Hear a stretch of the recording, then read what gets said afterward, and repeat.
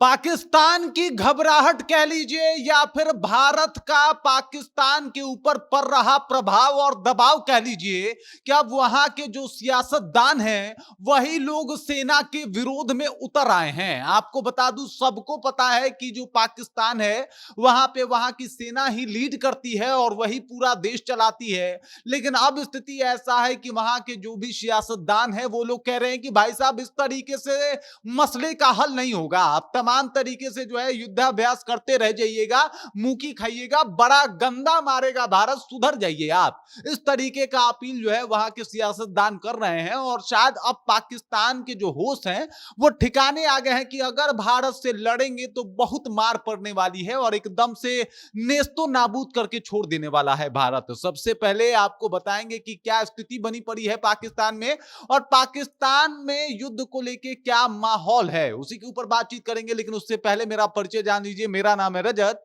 और आप जनता जंक्शन देख रहे हैं। देख लीजिए, पाकिस्तान के जो सूचना मंत्री है उसका ऑफिशियल बयान है कि अगर मैं हो हल्ला नहीं मचाता, अगर मैं दुनिया के पास मदद मांगने नहीं जाता और ये नहीं कहता कि भारत जो है मुझ पे हमला करने वाला है, तो भारत जो है वो चुपचाप हम पे हमला कर दिया होता। ये तो गनीमत है कि मैंने शोर मचा दिया, देश वाले को पता लग गया, तो जाके कहीं ना कहीं भारत रुका हुआ है। मतलब भाई साहब, इन लोगों का डर के मारे हालत भी खराब है, स्थिति बहुत बुरा है, लेकिन उसके बाद भी इन लोगों का बातचीत जो है वो अलग है। अब ये देख लीजिए, ये जनाब जो सेना के जनरल हैं, इनका अलग टशन है। अभी इनकी सेना जो है वो बिना मतलब का रेगिस्तान में धूल उड़ाती हुई दिखाई दे रही है। पहले तो हमको ये समझ में नहीं आता कि इसके पास मेडल कहां से आया। भाई 3 बार हिंदुस्तान से ये सब लड़ा, तीनों बार जो है बड़ा मार मारा है सब। उसके बाद ये मेडल कौन हक से लगाता है, हमको समझ में नहीं आता। उसके बाद ये आमने सामने की लड़ाई लड़ने की बात कैसे कर सकता है, ये भी समझ में नहीं आता।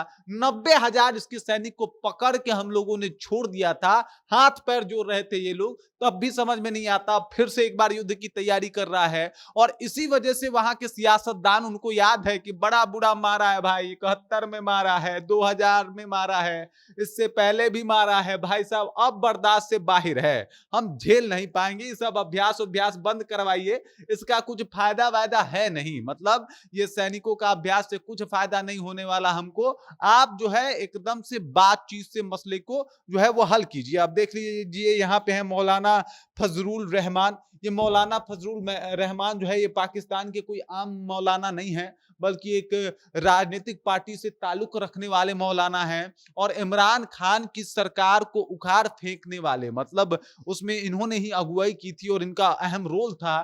तो ये मौलाना कह रहे हैं कि भाई साहब, अगर आर्मी सोच रही है कि सब कुछ वो हैंडल कर लेगी तो उनसे हो नहीं पाएगा। मतलब आर्मी के बस की बात नहीं है, इसमें सियासत को आना ही पड़ेगा और सियासत आएगी सामने तभी इस मुद्दे को जो है वो हल किया जा सकता है, वरना भारत कभी भी अटैक कर देगा और आप रोक नहीं पाइएगा उसको। मतलब इन मौलाना भी का हालत खराब है, ये खुद जो है वो परेशान है। अब आर्मी और सियासत में लड़ाई पाकिस्तान में शुरू हो गई है भारत को लेके। ये है बिलावल भुट्टो, इनको तो जानते ही होंगे, इनका अंदाज अलग ही है और निराला है। इनका कहना है कि भाई साहब, पहले हम लोगों ने आतंकवाद को पाला और अब उसी का अंजाम है जो हम लोग भुगत रहे हैं। बाकायदा इनका ऑफिशियल बयान है और ये पाकिस्तानी अब कैमरा के सामने आके रोना शुरू कर दिए। पहले सूचना मंत्री रो रहे हैं कि भाई साहब, हमने दुनिया को बताया नहीं तो पाकिस्तान जो है उसके ऊपर हमला हो जाता, भारत हमला करने वाला था। ये कह रहे हैं अब कि भाई साहब, बातचीत से हल कीजिए, ये प्रैक्टिस वैक्टिस छोड़ दीजिए। ये कह रहे हैं कि हम लोगों ने आतंकवाद को बढ़ाया,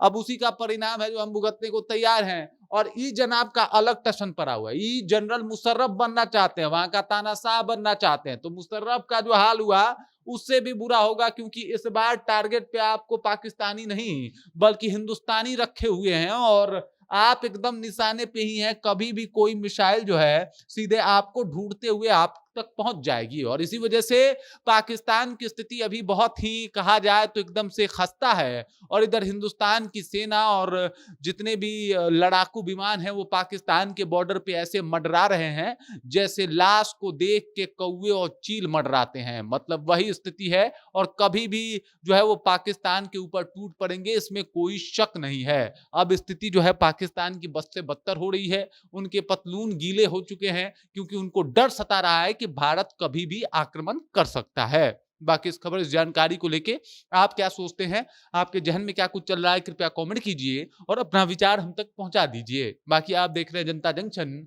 और मेरा नाम रजत है।